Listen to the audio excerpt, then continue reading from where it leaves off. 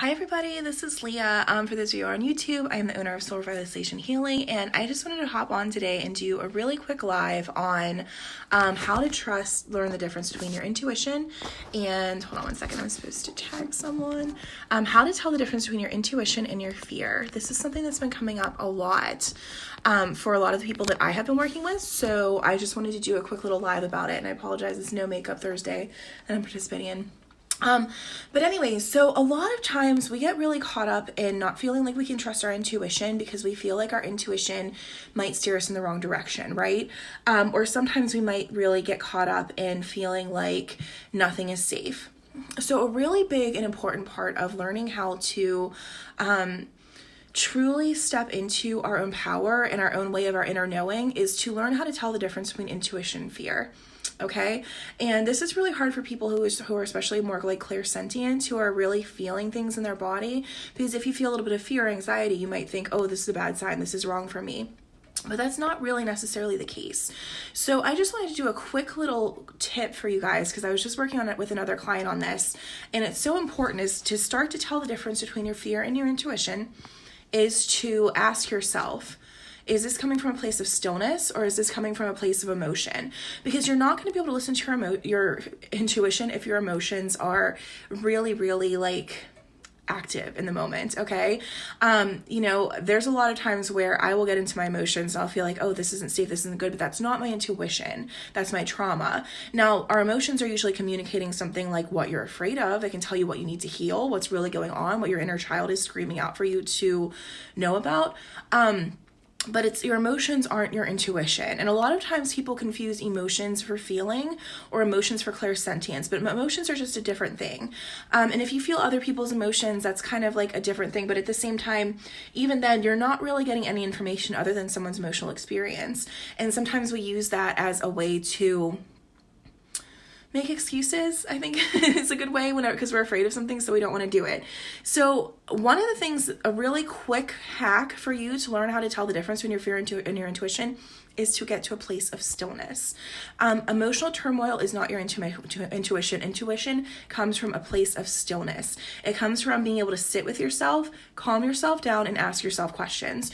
So in order to get still, just kind of like sit, and I'm going to do a little exercise with you if anybody wants to do it, where you just take a couple of deep breaths.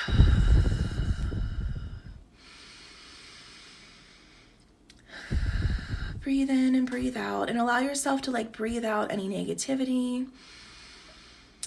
Breathe in peace and relaxation. Feel your feet on the floor. Imagine roots going to the bottoms of your feet and connecting you down, down, down into the earth. Imagine the earth's energy starting to fill your body, connecting up through your roots, and just feel it filling up your body. Allowing yourself to breathe and relax. And as you breathe and relax, just let that energy kind of fill your body with peace and calm and understanding. Feeling your way into this present moment and just letting yourself notice if you're feeling afraid, if you're feeling anything. Notice your feelings, notice your anxiety, if you're having any pain. Breathe in and breathe out. Just let that energy fill up through your stomach and your chest and your shoulders, and just allow it to fill you up with peace and calm. Let it fill up your head and to the top of your head. Imagine that energy shooting up and connecting up to your higher self. And just breathe in and breathe out. Allowing yourself to be still. If you have any thoughts, push them out of your mind. Now, if you have any questions, ask your higher self in this space of calm and stillness, and you'll get the answer. It might be even something you're afraid of, but you'll get the answer. And allow yourself to get the answer from what's best for you. Good questions like, what's in my highest good? Okay?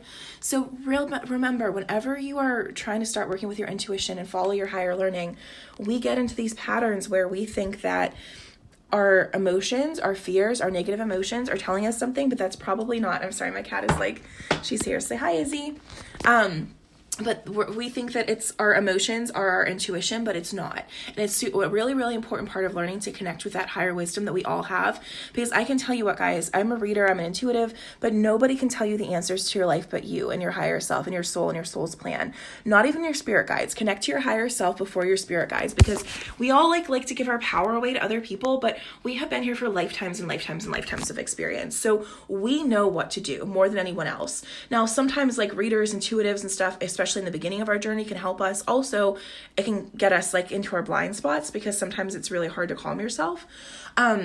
But it's so important that whenever you're trying to make a decision, ask yourself from this place of calmness.